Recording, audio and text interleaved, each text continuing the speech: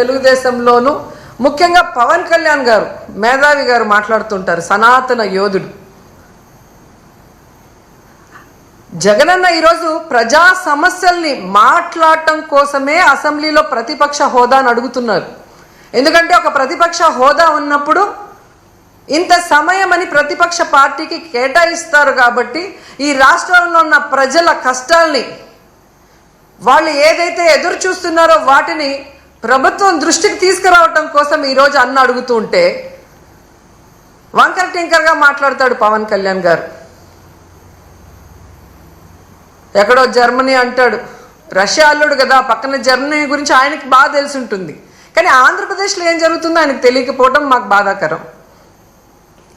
నేను highest seats గెలుచుకున్నాను కాబట్టి అసలు ప్రతిపక్ష హోదా నాకుండాలి అన్నాడు. సంతోషం, నువ్వు ప్రతిపక్ష నాయకుడిగా ఉండి చంద్రబాబు నాయుడు చేసే తప్పుల్ని నిలదీస్తాను, ప్రజల పక్షాన ఉండి పోరాటం చేస్తాను అంటే వెంటనే మీ డిప్యూటీ సీఎం పోస్టుకి రాజీనామా చేసి ప్రతిపక్ష హోదా తీసుకొని ఎదురుగా కూర్చొని ఆయన చేసే తప్పుల్ని ఎత్తి చూపించండి. ఆ పని మీరు చేయలేరు కదా. చంద్రబాబు నాయుడికి కష్టం అంటే డైవర్షన్ పాలిటిక్స్ చేస్తారు. చంద్రబాబు నాయుడు గారికి కష్టం అంటే రోడ్డు మీద పడుకుంటారు. కానీ ఈ రాష్ట్రంలో ఆడపిల్లలు రేప్ అవుతున్నా, మర్డర్ అవుతున్నా, విద్యార్థులు రోడ్ల మీదకి వచ్చి చెప్పులతో కొట్టుకుంటున్నా వాళ్ళకి జరిగిన అన్యాయానికి మీరు హాస్పిటల్ బెడ్ మీద పడుకొని ఏమీ విన్నట్టు ఉంటారు. ఎన్నికల ముందు మీ స్పీచ్లు ఆవేశంగా మీరు చెప్తుంటే నిజమని నమ్మిన వాళ్ళు ఈరోజు వాళ్ళ చెప్పులతో వాళ్ళు కొట్టుకుంటుంటే అయినా మీకు అర్థమవుతుందంటే అది కూడా అర్థం కాకుండా మళ్ళీ జగనన్నను బ్లేమ్ చేస్తున్నారు. మీకు నిద్రపోయినా, మెలుకున్నా, అసెంబ్లీకి వచ్చినా, బయటకు వెళ్ళినా ఎప్పుడు జగన్ జగన్ జగన్ జగన్ని ఎలా తిట్టాలి, జగన్ మీద ఎలా దుమ్మెత్తిపోయాలన్న ఆలోచన తప్ప మరొకటి లేదా? 9 నెలలైంది మీరు అధికారంలోకి వచ్చి. మెజారిటీ సీట్లు మీకున్నాయని గొప్పగా చెప్పుకుంటున్నప్పుడు 11 సీట్లను ఎక్కిరించే మీరు 11 సీట్లున్న జగనన్నకి ప్రతిపక్ష హోదా ఇవ్వడానికి ఎందుకు భయపడుతున్నారు? ఒకవేళ మీరు గవర్నర్ స్పీచ్లో చెప్పినట్టు గత ప్రభుత్వంలో జగన్ గారే తప్పులు చేయడం వల్ల నష్టపోయి ఉంటే ఆయన ప్రతిపక్ష హోదా ఇస్తే అసెంబ్లీకి వస్తారు కదా, అప్పుడు నిలదీయండి, ప్రూఫ్లు చూపించండి. అంటే మీ పచ్చ మీడియాలో మీరు మాట్లాడే మాటలంతా కూడా అబద్ధాలు. కేవలం జగన్ని బ్యాడ్గా చూపించడానికి మీరు ప్రయత్నం చేశారు. అదే అసెంబ్లీలో అయితే ప్రూఫ్లతో కూడా చూపించాలి. అక్కడ జగన్ ఎంత మంచివాడు, ఈ రాష్ట్రాన్ని ఎంత అభివృద్ధి చేశాడు, ఈ రాష్ట్ర ప్రజలకు ఎంత వెల్ఫేర్ చేశాడు, ఎంత డెవలప్మెంట్ చేశాడో చెప్పాల్సి వస్తుంది. కాబట్టే ఈరోజు మీరు ఆయనకు ప్రతిపక్ష హోదా ఇవ్వటానికి నిరాకరిస్తూ మేకపోతు గాంభీర్యాన్ని ప్రదర్శిస్తున్నారు అనటంలో ఎటువంటి సందేహం లేదని కూడా ఈ సందర్భంగా తెలియజేసుకుంటున్నా.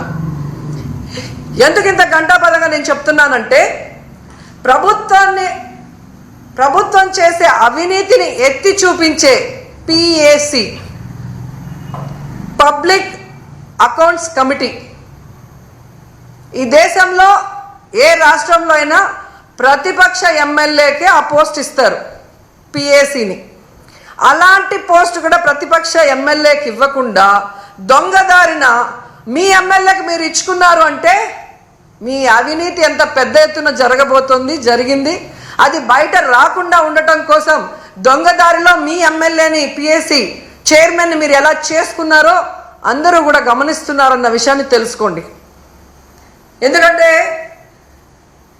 దేశంలో ఏ రాష్ట్రంలో లేనటువంటి విధంగా ఈరోజు ఈ PAC చైర్మన్ని మీరు తీసుకోవటం అనేది చూస్తుంటే గతంలో ఎక్కడో విన్నాను, తాలిబన్ల పాలనలో మాత్రమే ఇలా జరిగిందని, తర్వాత నారా చంద్రబాబు నాయుడు గారి పరిపాలనలోనే ఇలా జరిగింది అనేది చరిత్రలో చరిత్రహీనుడిగా మీరు నిలిచిపోతున్నారని కూడా ఈ సందర్భంగా తెలియజేసుకుంటున్నా.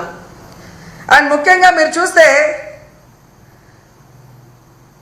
ఎంత విచిత్రం అంటే అసెంబ్లీకి TV9 రాకూడదంట, NTV రాకూడదంట, 10TV రాకూడదంట, సాక్షి రాకూడదంట.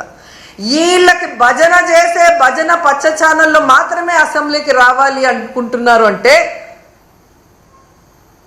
వీళ్ళ మీడియాలో వీళ్ళు వండి వార్చిన అబద్ధాలనే అందరూ చెప్పాలి, లేదంటే రానివ్వము అని వీళ్ళ రెడ్ బుక్ రాజ్యాంగం ఈరోజు మనకి స్పష్టంగా కనిపిస్తుంది.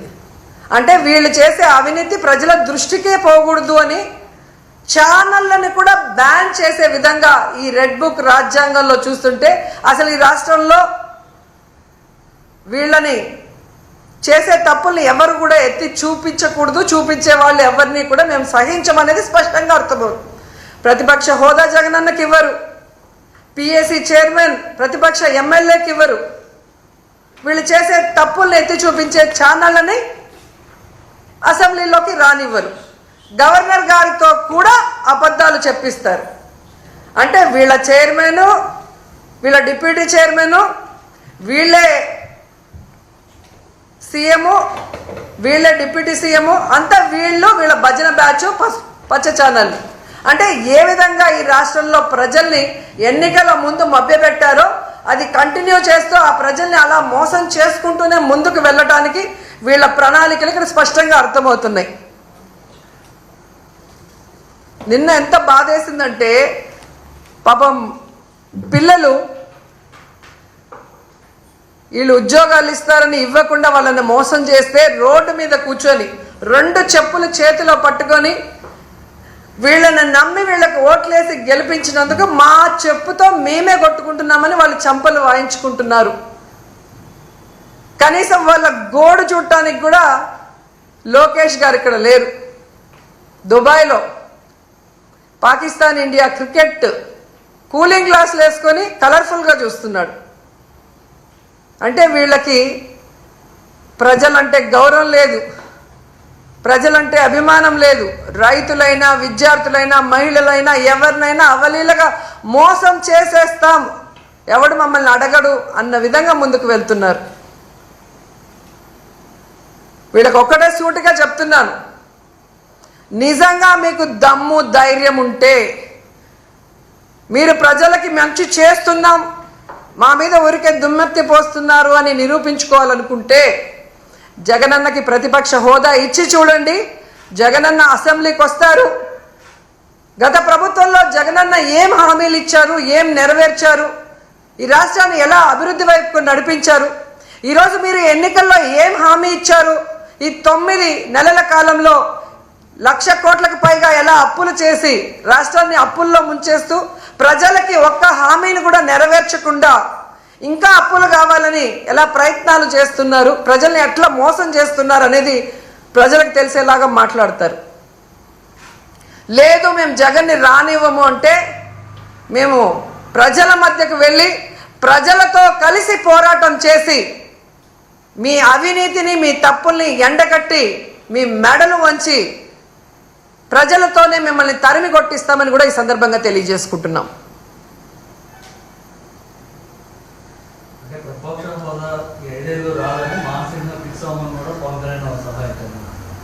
అదే అంటున్నాను సార్. ఇప్పుడు జగన్ గారికి 11 సీట్లే ఉన్నాయి అని హేళన చేసే వాళ్ళకి జగన్ అసెంబ్లీకి వస్తే ప్రతిపక్ష హోదాలో కూర్చుంటే మీకు పోయేదేముంది? ఆయన కన్నా మీరు బాగా పరిపాలించినప్పుడు, ఆయన పరిపాలన చేయలేదని మీరు చెప్తున్నది నిజమైనప్పుడు, ఎక్కడైనా ప్రతిపక్షం లేని అసెంబ్లీ ఉందా ఈ దేశంలో? ఒక్క ఆంధ్రప్రదేశ్లోనే. గతంలో జగనన్న అనుకునింటే చంద్రబాబు నాయుడు ప్రతిపక్ష హోదా లేకుండా చేసుండొచ్చు. కానీ ప్రజాస్వామ్యాన్ని గౌరవించే వ్యక్తిగా జగనన్న ఆ రోజు చంద్రబాబు నాయుడిని ప్రతిపక్ష హోదాతో కంటిన్యూ చేశారు. వీళ్ళు చేసే నీతిమాలిన రాజకీయాలు ఆ రోజు చేసుంటే ఆయనకి ప్రతిపక్ష హోదా ఉండేది కాదు. ఎందుకంటే ఏ రాష్ట్రంలో అయినా ఒక ప్రతిపక్ష పార్టీ ఉండాలి, అధికార పార్టీ ఏదైనా తప్పులు చేస్తే అవి ఎత్తి చూపించాలి, నిలదీయాలి, వాటిని అధికార పార్టీ సరిదిద్దుకొని ప్రజలకి అండగా నిలబడాలి.